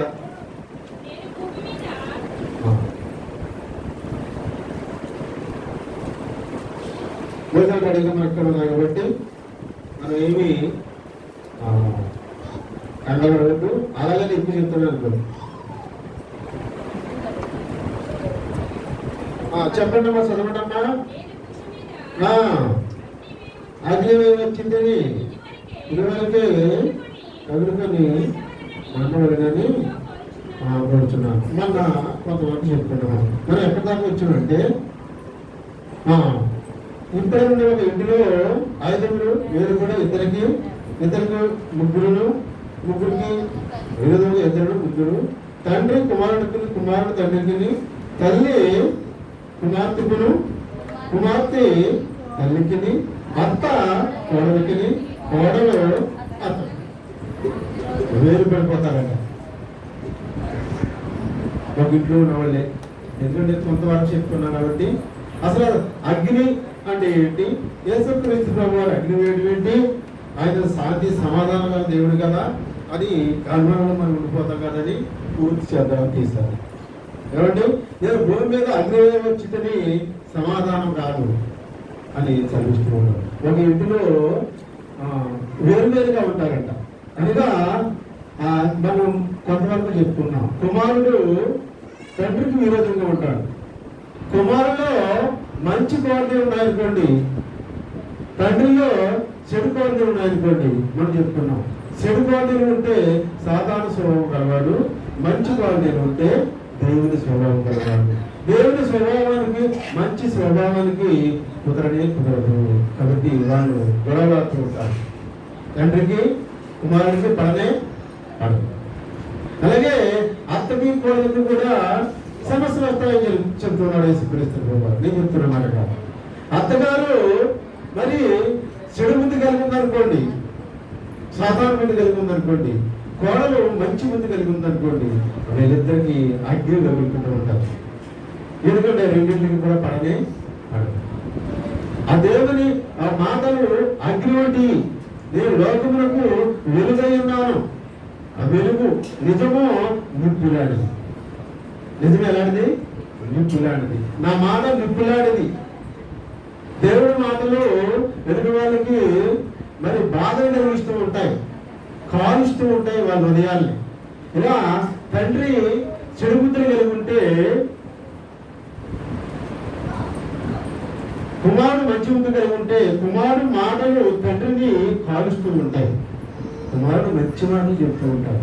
అయినా తప్పు మార్గంలో మనం వెళ్ళకూడదు. దేవుడు చెప్తూ ఉన్నాడు, నీతి నియమములు కలిగి ఉండాలంట. ఆయన గుడారంలో మనం అతిథిగా ఉండాలంటే, ఆయన పరిశుద్ధ పట్టణం మనం వెళ్ళాలంటే నీతి నియమములు కలిగి ఉండాలంట. కొన్ని పార్టీలు చెప్పారు, అలా ఉంటాం ఆయన అంటే. అరే మా తాతల ముత్తాతల కాడి నుంచి ఇలాగే వ్యాపారం జరుగుతున్నది. అబద్ధం ఆడకపోతే కథ ముందుకు జరగదు. చిన్న అబద్ధమైనా ఆడాలి. కుమారుడు కుదరదంటాడు. వీళ్ళిద్దరికి గొడవ వస్తుంది. అలాగే అత్త వాళ్ళకి కూడా గొడవ వస్తుంది. అలాగే ఆయన మాటలు నిజము నిప్పులాంటిది. యేసుక్రీస్తు ప్రభు వారి మాటలు నిప్పులాంటివి, కాలుస్తూ ఉంటాయి. ఎవరు కాలుస్తూ ఉంటాయి అంటే అసత్యమాన్ని వాళ్ళు కాలుస్తూ ఉంటాయి. ఆ వాక్యం ప్రకారం ఎవరైతే నడవరో వాళ్ళే ఆ మాటలు కాలుస్తూ ఉంటాయి, అనగా బాధ పెడుతూ ఉంటాయి. యేసుక్రీస్తు వారి మాటలు. ఉదాహరణకు పాత నిబంధనలో ఒక ఆయన ఉన్నారు, మోషే గారు. మోషే గారు ఇశ్రాయేలు కుమారుడే. ఐగుప్తు దేశంలో ఆ యువరాణి తీసుకెళ్లి పెంచుకోండి. అతను బానిసైనా రాణి పెంచుకుంటామంటే రాణి కుమారుడైపోయాడు, పెద్దోడైపోయాడు. ఇశ్రాయేలు బందీగా దాసులుగా ఉన్నారు. అయితే నేను బానిసవాడిని అని ఆయనకు తెలుసు. అయితే ఆయన అప్పుడు యువరాజు, తర్వాత ఆయన రాజు. రాజు అయిపోయిన యువరాజే ఆ రాజ్యానికి. ఏ రాజ్యానికి? ఐగుప్తు దేశానికి ఆయనే రాజు. ఎంత అదృష్టమో చూడండి. అలాంటి ఆయన నేను ఇశ్రాయేలు బిడ్డలు కదా అని అనుకుని అలా యువరాజు అయిపోయాడు. అలా బతుకుతూ ఉన్నాడు. ఒక రోజున ఈ ఇశ్రాయేలు ఐగుప్తులు దెబ్బలాడుతూ ఉన్నారు. ఏం చూశాడు? చూసి ఐగుప్తులు చంపేశాడు. నా స్వజనులు చంపుతావా అంటే కులపించారన్నమాట. చాలా మంది కులపించి ఉంటూ ఉంటారు. ఏమండి యేసుక్రీస్తు ప్రభువు నమ్మకం కూడా కులపించి ఉంటుంది చాలా మందికి. ఏమండి అదెట్లో అండి ప్రభు నమ్ముకున్నామండి ఇటు రెండేంటి? ప్రభుని నమ్ముకున్న తర్వాత అందరూ ఉంటే కాగలరండి. ప్రభుని నమ్ముకున్న వాళ్ళకి కులం లేదు. కాపులు ఎవరు అక్కడి నుంచి వచ్చిందండి? ఉమ్మరావు ఎక్కడి నుంచి వచ్చిందండి? రాజు ఎక్కడి నుంచి వచ్చినారు? అందరము యేసు రక్తంలో కడగబడిన వాళ్ళమే. ఆ కుమ్మరావుడైనా ఎవరైనా యేసు రక్తంలో కలవడం తర్వాత కులం లేదు. గెలవచ్చింది మనతో కలిసి. ఏసన్న గారిని చాలా మంది తెలుసు కదా మీకు. ఆయన మీటింగ్ పెట్టాడు. ఆయన మీటింగ్ పెట్టి భోజనం పెట్టాడు. ఒక ఆవిడ పెద్ద ప్రాబ్లం ఉంది. భోజనం పెడితే ఉద్దారు లేదు కానీ తిట్టలేదట. చెయ్యి ఎలా ఎక్కువ ఉంటుందంట. ఎవరు రాయకుండా కరెక్ట్గా ఎవరి దృష్టిలో పడితే ఆయన దృష్టిలో పడదు.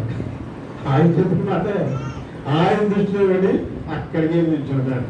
చెయ్యి ముందుకు వెళ్తుందట, కలుపుతుందట, అలా వెళ్తుందట, ఎలా చెప్తుంటే అట్లా చూస్తుందా.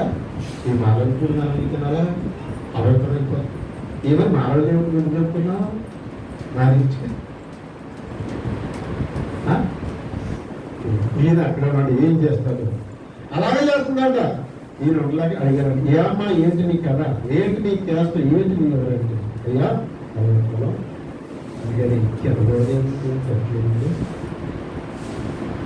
యేసు రక్తంలో కలబడిన తర్వాత కులం లేదు తల్లి. కులం ఎత్తాను క్రైస్తవులు కాదు, కులం ఎత్తుడు క్రైస్తవుడు కాదు. క్రైస్తవుడు అంటే ఎవరు చెప్పలేదు. క్రైస్తవుడు అంటే ఎవరు అమ్మా చెప్పండి. నువ్వు చెప్పను ఎవరు కులమా? క్రీస్తును నమ్మినవాడు, క్రీస్తును అంగీకరించిన వాడు క్రైస్తవుడు.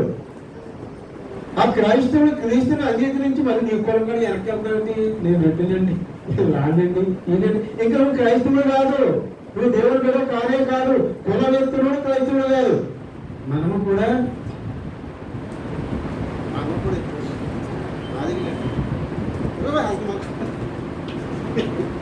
అట్లా ఉండదు లేదా ఏమండి? ప్రభువుని నమ్ముకున్నవాడు అందరూ ఉంటే అలాగని వివాహం చేసేసుకోమని నేను అనుకుంటున్నాను.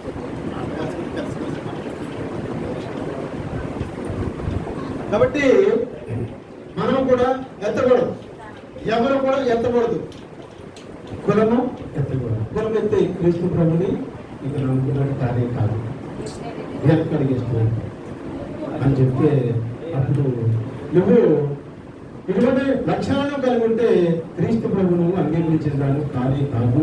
ఇక్కడ నరకానికి పోతామంటే ఏంటని అన్నదిని మరి క్షమాపణ కోరుకున్నాను ఆ పాస్టర్ గారు.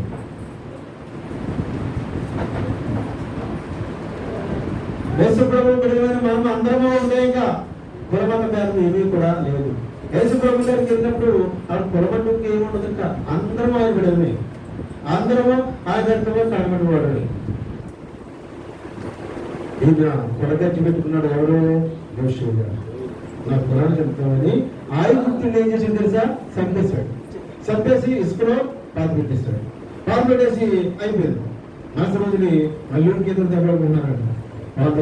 ఎందుకు రా మీరు దెబ్బలుకున్నారంటే అది అన్నారంట, ఏ నువ్వు మా మీద పేపర్గా వచ్చావా? నిన్న నువ్వు ఆయి గుర్తుని చంపి ఆ ఇసుకలో బాధ పెట్టావు, మమ్మల్ని కూడా చంపేస్తావా అన్నప్పుడు ఈ గుడి నడకమన్నా వీళ్ళు అగ్ని రగులుకుంటూ ఉన్నది. అయ్యో ఈ విషయం రాజుగారు తెలిసిపోతే రాజు తీసుకెళ్ళి చంపాలో వెళ్తాడు అని అక్కడి నుంచే ఆ రాజరికము ఆ యువరాజు ఉన్న స్థానాన్ని విడిచిపెట్టి పారిపోయాడు. ఎక్కడ పారిపోయాడు? అడవులకు పారిపోయాడు. ఇప్పుడు ఎవరు తెలివేది చెప్పాలి. ఈ మూసని ఎవరు తెలియదు. ఒక మాటే అన్నారు ఎంతైనా. ఏమన్నారు? నిన్న నువ్వు 5 చెప్పేశావు కదా, ఈరోజు నన్ను చెప్పేస్తావా అన్నప్పుడు అమ్మో నేను చెప్పిన విషయం వెనకే తెలిసిపోయింది. ఎందుకు పారిపోవాలి? ఎవరు వెళ్ళమన్నారు? రాజు వెళ్ళమన్నారా? ఎవరు వెళ్ళమలేదు, ఆయనకి ఆయనే పారిపోయాడు. అక్కడ ఒకటి ఉంది, ఏముంది? నిన్న నువ్వు 5 చంపావు అంటే నిజమా అబద్ధమా? ఆ నిజము తగులుతూ ఉన్నాయని. నిజము నిప్పు లాంటిది. నిప్పు యేసుక్రీస్తు. ఈ మాట ఎక్కడ జరుగుతూ ఉంది? అడవిలో పోతూ ఉంది. నేను తప్పు చేశాను కాబట్టి ఎక్కడ పోతూ ఉన్నాడు? నిజము నిప్పు లాంటిది కాబట్టి అగ్ని కాల్చి వేసి పరిగెత్తుకుంటూ పోతూ ఉన్నాడు. ఎక్కడ పోయాడు? అడవిలో పోయాడు. ఆ ఐగుప్తు దేశానికి రాజవారైన రాజావు వదిలేసి పారిపోయి అడవిలో పోయాడు. నిజము తరుగుతూ ఉంటది.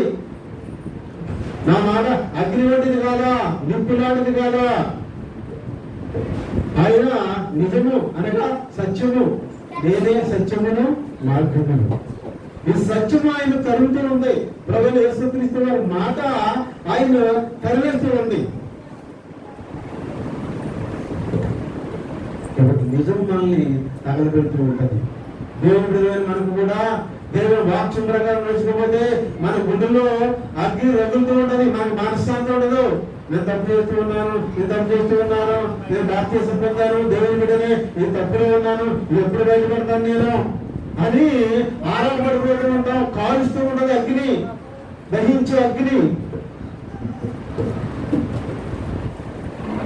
రండి అక్కడ చెత్త చెదరం అనుకోండి, అగ్గిపల్లి వేసిన చెత్త అంతా ఏమైపోద్ది, కాలిపోతుంది.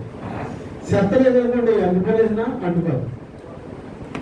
హృదయాల్లో చెత్త చెదరం ఉండకూడని అని ఉంటే ఈ అగ్ని కాల్ చేస్తూ ఉంటుంది. మనశ్శాంతి ఉండదు మనకు. దేవుడు అయినా సరే అది అంటాడు ఆయన, అత్తకి వాళ్ళకి పడదు, కోడలికి అత్తకే పడదు. ఒకరు అసత్యంతో ఉంటారు, ఒకరు సత్యంతో ఉంటారు. రెండు లింకు కుదరదు. అగ్ని బయలుదేరుతూ ఉంటది. నా మాటలు అగ్ని. నేను భూమి మీద సమాధానము ఇవ్వడానికి వచ్చాను అని అనుకుంటూ ఉన్నారు మీరు, కానీ కాదు, వేదమునే కలిగిస్తూ ఉన్నారు. మోసేని ఎవరు తరివారంటే నిజము తరిగింది, సత్యం తరిగింది. స్వచ్ఛమైన దేవుడు తరివాడు, పారిపోయాడు. అసత్యంతో నిండిపోయిన హృదయాల్లోకి అగ్ని రగులుతూనే ఉంటది. మనశ్శాంతి ఉండనే ఉండదు. ఎప్పుడైతే మరి సత్యవంతులుగా మారి యేసయ్య మాటలు మనం విన్నామో అప్పుడే శాంతి సమాధానం మనకు లభిస్తాయి. అప్పుడు అలా జీవించకపోతే ఆ యేసుక్రీస్తు ప్రభువు వారి మాటలు అగ్నిలా కాల్చివేస్తూ ఉంటాయి. యోహాను సువార్త, లూకా సువార్త 4వ అధ్యాయము 32వ వచనం చదువుకుందాం. తిందామా?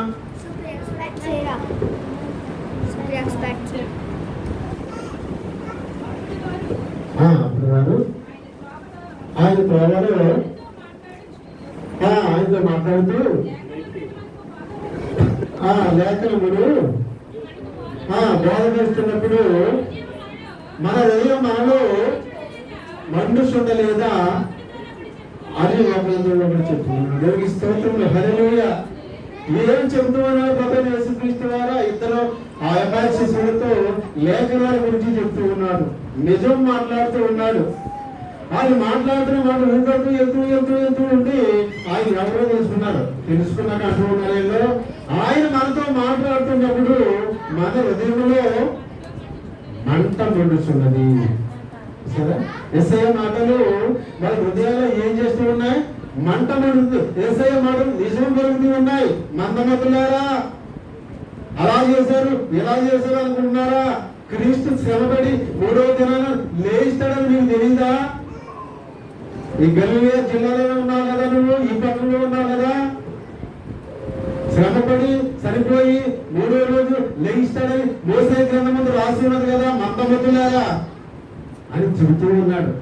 ఎవరినే? యేసు ప్రభువు చంపేశాడు. ఇంకేమైనా అయ్యేళ్ళు అడుగుమని వెళ్ళిపోతా ఉన్నారా శిశువులు. ఆ శిశువుల్ని యేసయ్య వెళ్తూ మరో రోజు కూడా వెళ్తూ తిడుతూ ఉన్నాడు, గర్దిస్తూ ఉన్నాడు.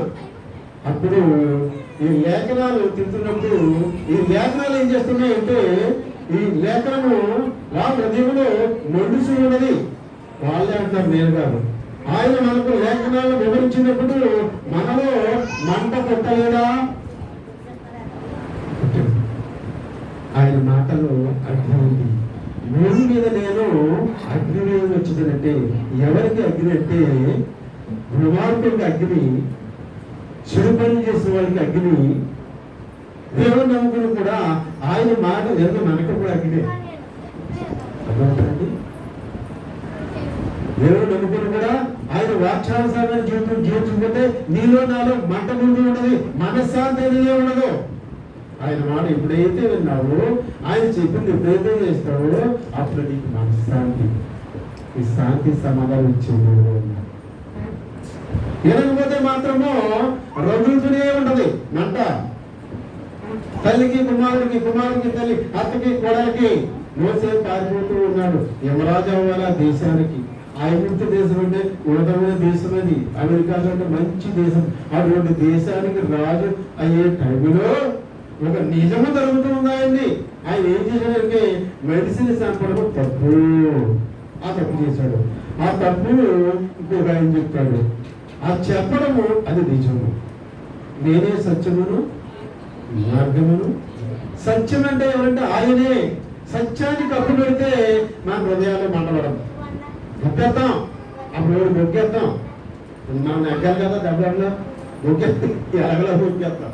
తర్వాత వల్ల బాధపడిపోతూ ఉంటాం. నేను ఆడిన మాట తప్పు. అది ఎలా నేను రక్షించేశాను. అది నేను అలా అనుకోదాను. ఇక్కడ ఇచ్చిపోతాడు. నువ్వు అన్నది మంచి, నువ్వు అన్నది మంచి, ఇంకొక సపోర్ట్ చేస్తాం. మనలో మనము సపోర్ట్ చేసుకుంటూ బలపరుచుకుంటూ ఉంటాం. ఒక అబద్ధాన్ని, ఒక అసత్యం వలన కాల్ చేస్తూ ఉంటుంది. కానీ సపోర్ట్ చేసుకుంటాం. అయినా మళ్ళీ పొద్దున మొదలెడతాడు. నేను నువ్వు మాట్లాడిన మాట తప్పు. ఎవరు నాయన వదిలేస్తారా? ఎక్కడ పోరాడని తెలుసా? నేను దేవుడు, నాడు దేవుడు. అసత్యం మాట్లాడినప్పుడు, అసత్యాన్ని సత్యంగా మరి దెబ్బలాడినప్పుడు ఈ రగులుతూనే ఉండదు.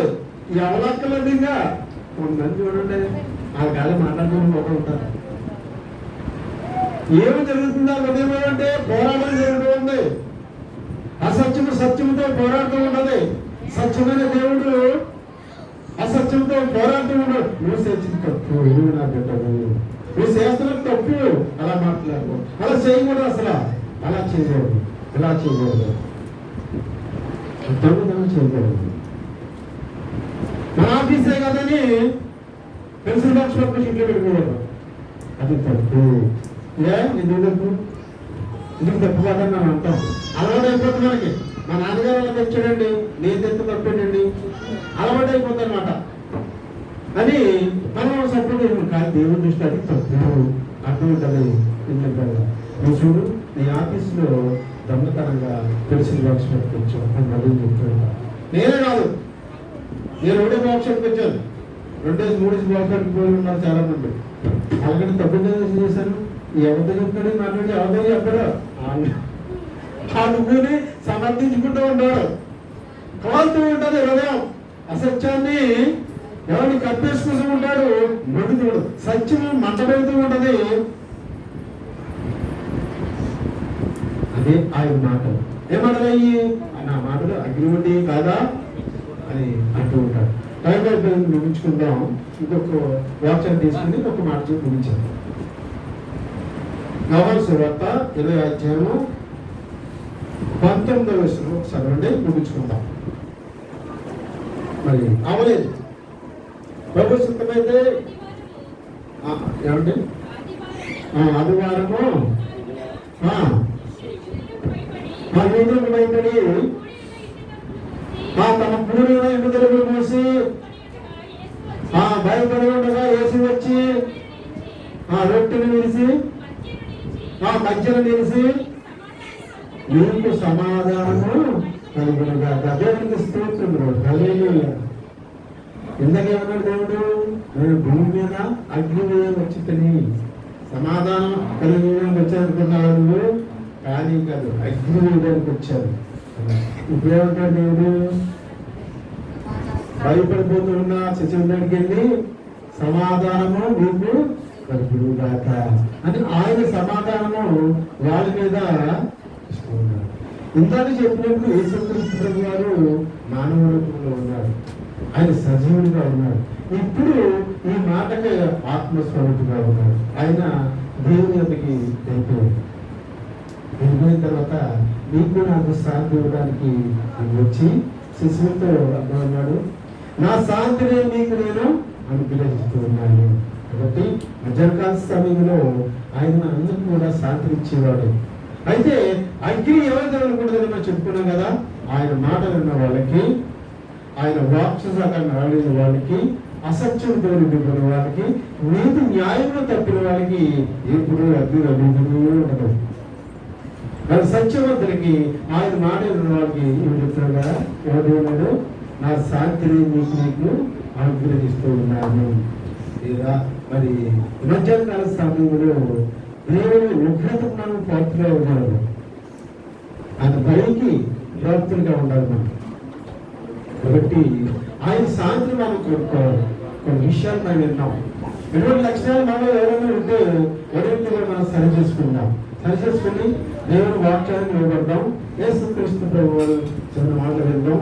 ఆయన శాంతి మన మీదకి రావాలి. మన మీదకి రావాలంటే ఆయన మాట మనము వినాలి. వాక్యం ముగిస్తూ ఉన్నాను. మరి ప్రభువైన యేసుక్రీస్తు వారి కృప మనందరికీ కలుగాక. ఆయన శాంతి సమాధానం మన మీద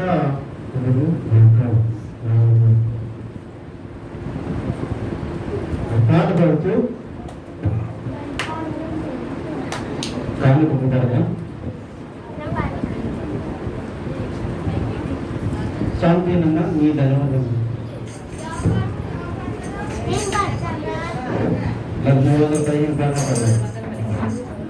గతకాలం అంతా రైట్. ఈ రోజు నిన్ను ఎంతో దీవించును, గత కాలమంతా నిన్ను కాచిన దేవుడు ఈ రోజు నిన్ను ఎంతో దీవించును.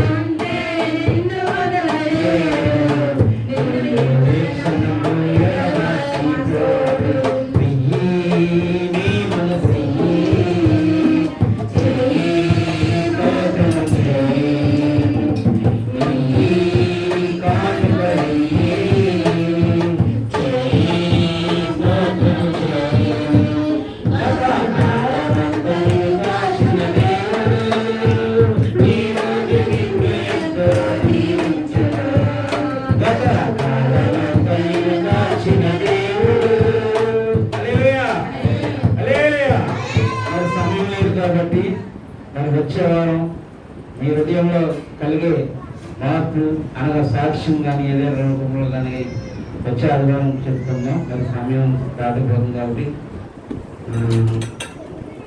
ఆశీర్వాద ప్రాప్తి చేసిన తర్వాత నేను చెప్తున్న క్రమంలో కూర్చుంటే స్పీడ్గా కట్టాలి. అందరూ ఒకసారి కూర్చుని భోజనం చేయొచ్చు. ఓకేనా? రైట్. ఒకసారి కాన్ఫరెన్స్ చదువుదాము. రత్నం గారు 500 రూపాయలు ఇచ్చారు. ఒక విశ్వాసి ₹5,000 ఇచ్చారు. నామల్ నారాయణ గారు 100 రూపాయలు ఇచ్చారు. పెద్ద సూర్యరావు గారు 200 రూపాయలు ఇచ్చారు. పల్లటి రమణ గారు 500 రూపాయలు ఇచ్చారు. సాది ప్రభావతి గారు రూపాయలు ఇచ్చారు. కొత్తపల్లి లక్ష్మి గారు 100 రూపాయలు ఇచ్చి ఉన్నారు. మరి బృంద కామేశ్వరం గారు కూడా 200 రూపాయలు ఇచ్చి ఉన్నారు. మోరి వీరయ్య గారు 100 రూపాయలు, అంతా రాంబాబు 300 రూపాయలు. మరి చికెన్ కూడా మరి మా బావగారైన బ్యాంక్ మేనేజర్ గారు చికెన్ అరేంజ్మెంట్ చేశారు. బ్యాంక్ 5 రూపాయలు చికెన్ కట్టుకున్నారు. ఎర్ర కుమారి గారు 50 రూపాయలు ఇచ్చి ఉన్నారు.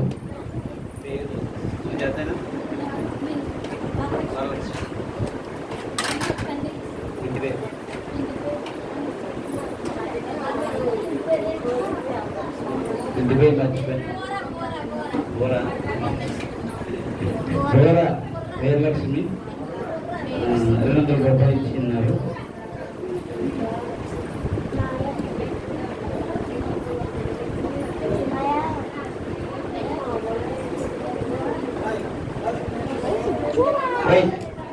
దేవుడి కాలంలో జీవించిన దాకా మరియు చాలా మంది ప్రార్థన సమకలి అన్నారు కాబట్టి అవి చదివేసిన తర్వాత ఆశీర్వాదాలతో ముగిందా. ఒకటి ఏంటంటే మరి యోగతోటి శ్రీ గారు మానవ స్పందనని సాధించమని కోరి ఉన్నారు కాబట్టి వారి గురించి మరియు తోటి సుబ్బారావు గారు అనగా పైన రాజప్రదం వారి కుమార్తె పెళ్లి వివాహం కాబట్టి వారు ఈ నెలలో 23 దగ్గరగా జరుగుతుంది కాబట్టి వారి గురించి కూడా ప్రార్థించేద్దాం. మరియు కొత్తపల్లి లక్ష్మి గారు తన చిన్న కుమారుడు గురించి ప్రార్థించమని అన్నారు కాబట్టి వారి గురించి కూడా ప్రార్థించేద్దాం. అలాగే రత్నం గారు వారి మామ గురించి కూడా ప్రార్థించేయమని అన్నారు కాబట్టి వారి గురించి కూడా ప్రార్థించేద్దాం. అలాగే ఇంకోటి మర్చిపోయాం, పెయిన్ సుబ్రహ్మణ్యం గారు మరి అమ్మ 2 రోజులు అవుతుందా టీ అరేంజ్మెంట్ చేశారు కాబట్టి వారు కూడా మరి వారి ఆర్గ్యుమెంట్ ప్రార్థించేద్దాం. అలాగే మా ఇంట్లో ఒక చిన్న కూతురు కూడా ప్రస్తుతం అయితే మాకు ప్రార్థించాం కాబట్టి ఇప్పుడు బాగా ఉందంట. దేవుని స్తోత్రం, హల్లెలూయా హల్లెలూయా. కాబట్టి వీరి గురించి ప్రార్థన చేసింది. అందరూ మోకరించినట్లయితే మరి చివరిగా ప్రార్థన స్థితితో తీసుకున్న తర్వాత నేను చెప్పిన లైన్ ప్రకారంగా మీరు కూర్చుంటే చక్కగా ఈజీగా అయిపోతుంది. సరే, అందరూ మోకరించినామా? అందరూ మోకరించినట్లయితే చివరిగా ప్రార్థనతో ముగిద్దాం.